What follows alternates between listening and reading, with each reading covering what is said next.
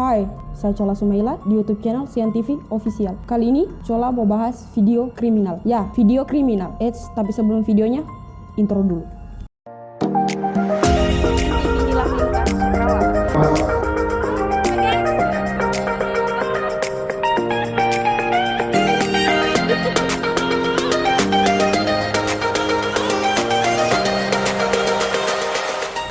Nah, di video kali ini Cola mau bahas kasus kriminal lagi. Tapi di video kali ini Cola mau bahas kasus tentang pembunuhan keluarga Watts. Kenapa Cola ada mau bahas kasus tentang pembunuhan keluarga Watts ini? Karena Cola penasaran siapa sih yang tega membunuh keluarga Watts ini. Dan Cola juga sempat lihat kemarin di YouTube kalau ada video rekaman dari kamera badan seorang polisi yang ada di Amerika Serikat. Jadi Cola tambah penasaran sama kasus pembunuhan keluarga Watts ini. Tapi sebelum pada video, boleh Kang Cola meminta dukungan dari teman-teman semua untuk like, komen, dan subscribe, serta share ke media sosial dan teman-teman punya. Langsung jotoran ke videonya. Sebelum ke kasusnya, di sini Cola mau kasih tahu ke teman-teman siapa saja yang terlibat dalam kasus ini, agar teman-teman nantinya memahami juga kasus ini. Yang pertama ada Chris Watts, usia 33 tahun, Shannon Watts, usia 34 tahun, Bella Watts, usia 4 tahun, dan Celeste Watts, usia 3 tahun, Nicole Kessinger, orang yang masih misterius, dan Nicole Atkinson, sahabat Shannon. Nah, awal ceritanya nih teman-teman, seorang polisi itu datang ke rumah salah seorang yang ada di Colorado, Amerika Serikat. Nah, polisi ini datang setelah dipanggil oleh seorang perempuan yang bernama Nicole Atkinson, yaitu sahabat Shannon sendiri. Nah, sebelum Nicole ini memanggil polisi, dia terlebih dahulu menelpon suami si Shannon, yaitu Chris Watts tadi. Dia sempat menelponnya sebelum memanggil polisi. Tapi si Chris Watts ini dipanggil-panggil, dia belum datang-datang juga, sampai akhirnya polisilah yang duluan datang ke tempat kejadian itu. Nah, setelah polisi ini datang, si Nicole sahabat Shannon ini menceritakan kenapa sih dia sampai memanggil polisi. How you guys doing? What's that? Do you remember me? Yeah. Hey, man. How you been? Hi. You Nicole? Yes.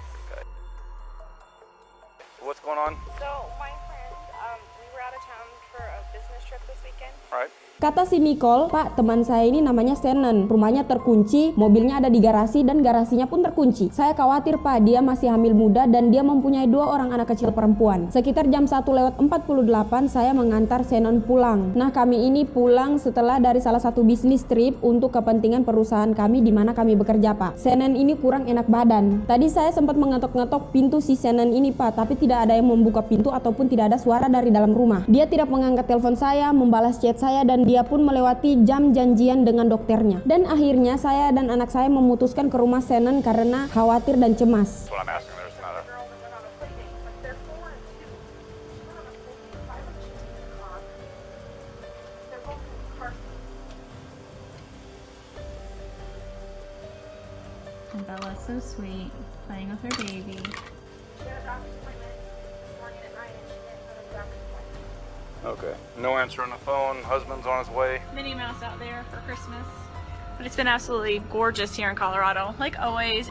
Supposedly, but she said that she had Nah, dan pada saat itu polisi mencoba untuk membuka pintu keluarga si Shannon ini. Namun pintu itu sedikit terbuka seperti dikaitkan dengan kunci dari dalam.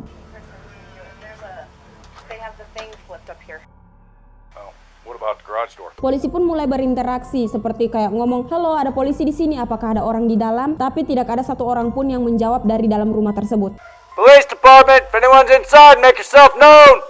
Nah, akhirnya teman-teman, karena si Chris ini mengulur-ngulur waktu kedatangannya, akhirnya Pak Polisi lah yang berbicara dengan Chris untuk meminta password dari rumah mereka. Tapi nih teman-teman, Chris ini malah menjawab, "Iya Pak, saya 5 menit lagi sampai." Hey, Chris, Officer Coonrod for the police department. Pretty good. So, do you have any idea where your wife is, right? What my concern is her car's here. They're saying she is diabetic. I don't want her if she's upstairs and can't respond. Okay, about how far out are you? Okay, all right. Thanks. Nah, akhirnya Chris sampai dan Chris ini masuk melalui garasi dan membuka pintu dari dalam. I'm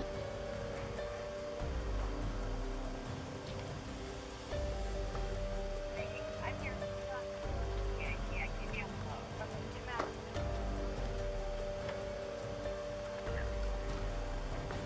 Scott, how you doing?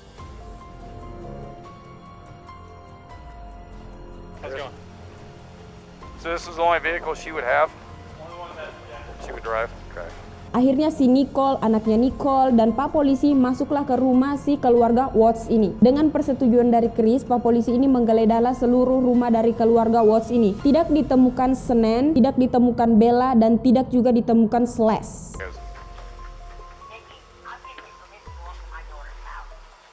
Mind if I come in, Chris? Okay. Tapi Chris ini menemukan cincin pernikahan mereka yang ia temukan di pinggir meja tempat mereka tidur. Chris ini juga mengatakan kepada polisi kalau memang mereka ini sempat bertengkar dan sempat berpikir untuk bercerai. Nah, ditemukan juga handphone Shannon dan tas Shannon. Dan akhirnya polisi ini memeriksa handphone tersebut, tapi tidak ada panggilan masuk ataupun panggilan keluar pada pagi hari itu. Well, nothing else appears to be missing though, just stuff you'd take for a quick trip.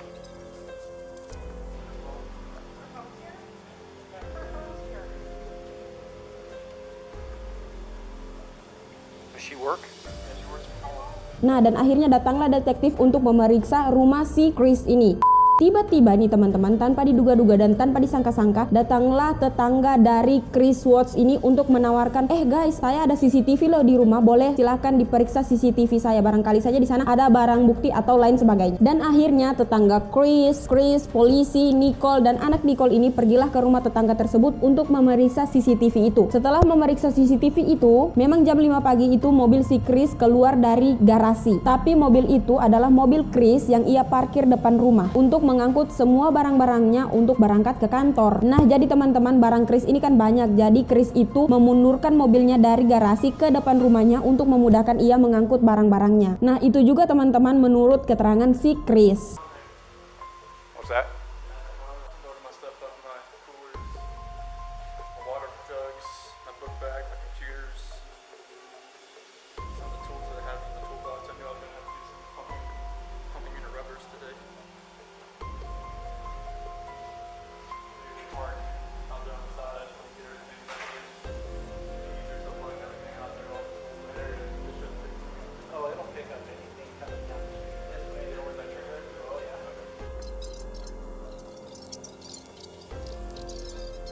So unless they pulled right here, but I would have caught her walking down.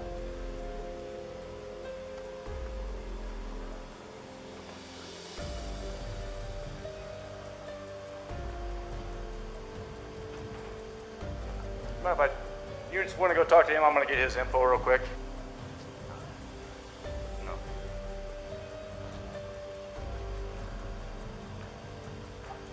Dan akhirnya teman-teman, polisi ini pulang karena tidak menemukan Shannon, Bella, dan juga Slash. Nah, si Chris Watts ini juga sempat memberikan keterangan kepada media-media online bahwa memohon untuk anaknya ini agar cepat pulang bersama istrinya. Tetapi di dalam keterangan-keterangan Watts itu tidak menunjukkan kalau ia panik, sedih, ataupun cemas. Nah, sehari dari hilangnya Shannon, Bella, dan juga Slash, Chris Watts ini dipanggil polisi untuk interview. Nah, saat interview, Chris ini menjelaskan apa yang terjadi malam itu. Namun dalam sesi interview pada saat itu banyak hal-hal aneh yang diberitahukan Chris ini. Sampai-sampai sang detektif tidak lagi mempercayai apa yang dikatakan si Chris Watts ini. Tapi Chris tetap dilepas dan dibolehkan untuk pulang. Nah, teman-teman, pada tanggal 15 Agustus nih, si Chris ini dipanggil lagi untuk melakukan tes kejujuran. Namun dalam tes kejujuran ini, Chris itu gagal lagi. Nah, dan berlanjut ke interview detektif. We're not here to play games. We're not here to do any of that with you. We just want to know what happened. So can you start from the beginning and tell us what happened? Everything that I've told you, I did not lie on this polygraph. I don't know how much I could tell you right now. Like, I did not. It's not even an option right now because you did not pass the polygraph. So I know you were being deceptive. So. Pada awalnya nih teman-teman, Chris itu selalu bilang, mana mungkin saya melakukan hal itu kepada anak-anak saya. Nah, detektif ini sempat bilang, mengapa kalau Chris ini tidak pernah menangis semenjak hilangnya istrinya dan anak-anaknya. Dan tiba-tiba teman-teman tahu apa yang terjadi. Tiba-tiba saat itu juga Chris langsung menangis. Nah, akhirnya sang detektif ini ditanya-tanya terus, kemudian Chris ini didorong-dorong terus untuk mengakui kesalahannya, dan akhirnya Chris ini mengaku bahwa dia punya selingkuhan. Ya, nama selingkuhannya itu adalah Nicole Kessinger, yang tadi sempat Cola singgung di awal bahwa Nicole Kessinger itu adalah masih misterius, dan ternyata Nicole Kessinger ini adalah selingkuhan dari Chris Watts. Nah, jadi Nicole Kessinger ini adalah teman sekantornya si Chris dan sekaligus selingkuhannya. Nah, tapi dalam interview itu, Chris ini masih belum mengaku bahwa dialah yang membunuh satu orang istrinya dan anak-anaknya. Nah, di tengah-tengah interview, Chris ini meminta untuk boleh nggak kalau saya ini ngomong sama ayah saya sebentar. Kemudian detektif ini mengizinkan untuk Chris ngomong sama ayahnya. Nah, masuklah ayah si Chris ini ke dalam ruangan detektif itu. Nah, jadi si Chris ini ceritakan kepada ayahnya kalau memang si Shannon ini lagi bunuh Celeste, dan Celeste posisinya di situ lagi tercekik, Bella pun ikut meninggal. Dan akhirnya si Chris ini marah karena Shannon lagi bunuh si Celeste dan Bella, dan akhirnya si Chris ini juga membunuh si Shannon. Hey Chris, we're gonna let you have however much time you need, okay? Dan pada akhirnya si detektif ini sudah tidak melanjutkan lagi interviewnya. Detektif itu hanya menanyakan di mana Shannon dan anak-anaknya ini berada. Chris ini membunuh mereka bertiga pada 13 Agustus 2018. Chris ini mengubur Shannon di kuburan dangkal yang ada di lokasi perminyakan di mana tempat si Chris ini bekerja. Jadi teman-teman, jasadnya si Shannon ini dengan bayinya ini ditemukan di dalam perutnya, dikubur di dalam tanah. Dan ditemukan bayi Shannon sudah keluar dari dalam perutnya. Karena gas-gas dalam tubuh seseorang yang sudah meninggal itu bisa mendorong keluar bayi yang ada di dalam perutnya. Pada saat diotopsi, Shannon ini meninggal karena dicekik. Sedangkan teman-teman, Bella dan Celeste ia masukkan ke dalam tangki minyak oli mentah melalui lubang yang sangat kecil yang ada pada tangki minyak tersebut. Dan kemudian mayat dari Celeste dan Bella ini ditemukan kulitnya itu sudah terlepas dari tubuh mereka. Jadi teman-teman, kulit tubuh Bella dan Celeste ini sudah tidak menyatu lagi di tubuh mereka. Autopsi pun menyatakan mereka berdua ini meninggal karena dibekap. Nah, sudah nih teman-teman, dan akhirnya Chris ini mengakui bahwa dialah yang membunuh Shannon dan anak-anaknya Bella dan Celeste. Nah teman-teman, sekarang kita berpindah ke si Mbak Nicole Kessinger ini, yang mana Mbak Nicole ini adalah selingkuhan dari si Chris. Nicole Kessinger ini sempat diinterview setelah sang detektif menginterview si Chris. Nah teman-teman, pada saat Nicole ini diinterview, Nicole ini menyatakan bahwa dia ini tidak tahu kalau si Chris sudah menikah. Tapi teman-teman, tanpa disangka-sangka si Nicole ini mengubah lagi keterangannya. Dari yang tadi dia tidak tahu kalau si Chris ini sudah menikah sama Shannon, tiba-tiba dia itu mengubah lagi kalau dia taunya Chris ini akan menceraikan Shannon dalam waktu yang dekat. Nicole juga bilang kalau dia ini tidak tahu tentang rencananya Chris, dan si Nicole juga bilang bahwa dia sama sekali tidak ada hubungannya dalam pembunuhan ini. Tapi nih teman-teman, ada beberapa hal yang aneh dan mengganjal yang ditemukan oleh polisi. Yang pertama, Nicole Kessinger ini pernah menggoogle nama Shannon Watts. Dan yang kedua, Nicole ini tidak tahu kalau Shannon ini lagi hamil, padahal sampai-sampai dia sudah ngepost ke media sosialnya kalau dia ini hamil. Dan teman-teman Chris satu kantor pun sudah memberi selamat kepada Chris atas kehamilan istrinya. Dan yang lebih parahnya lagi nih teman-teman, si Nicole Kessinger ini sesaat setelah Shannon meninggal, dia sempat menggoogle, Nicole Kessinger juga menggoogle berapa banyak sih uang yang dia dapatkan ketika dia menulis satu buku tentang kematian Shannon. Nah, akhirnya Chris Watts ini mengakui atas ketiga pembunuhan tersebut. Nah, akhirnya teman-teman, Chris Watts ini dijatuhkan hukuman mati di penjara Wisconsin. Dan teman-teman, selingkuhannya Nicole Kessinger ini telah dibawa ke perlindungan saksi di negara bagian lain. Monster, who dare you take the lives of my daughter Shannon, Bella, Celeste, and Nico? I trusted you to take care of them, not kill them. And they also trusted you. The heartless monster. And then you take them out like trash. Let me tell you something, I will think of them every day of my life, and I love them every day of my life. I hope you enjoy your new life. It's nothing like the one you had out here. May the courts have no mercy on you. It's hard every day, it hurts in so many ways. I have heard people say that you're not a monster. No, you are not. You're an evil monster. Thank you. Love you, Shannon, Bella, and Nico. Love you, Pop Up and Dad. And one other thing. And Shannon says she is super excited for justice today. Thank you. Ya teman-teman, itulah kasus mengenai pembunuhan keluarga Watts, yang tak lain dan tak bukan yang membunuh keluarga itu sendiri adalah ayah dari anak-anaknya, yaitu Bella dan Celeste. Dia juga membunuh istrinya, yaitu Shannon. Nah, kalau teman-teman suka dengan kasus-kasus seperti ini, jangan lupa like, komen, dan subscribe, serta share ke media sosial yang teman-teman punya. Sampai ketemu di kasus-kasus selanjutnya. Bye-bye. Assalamualaikum warahmatullahi wabarakatuh.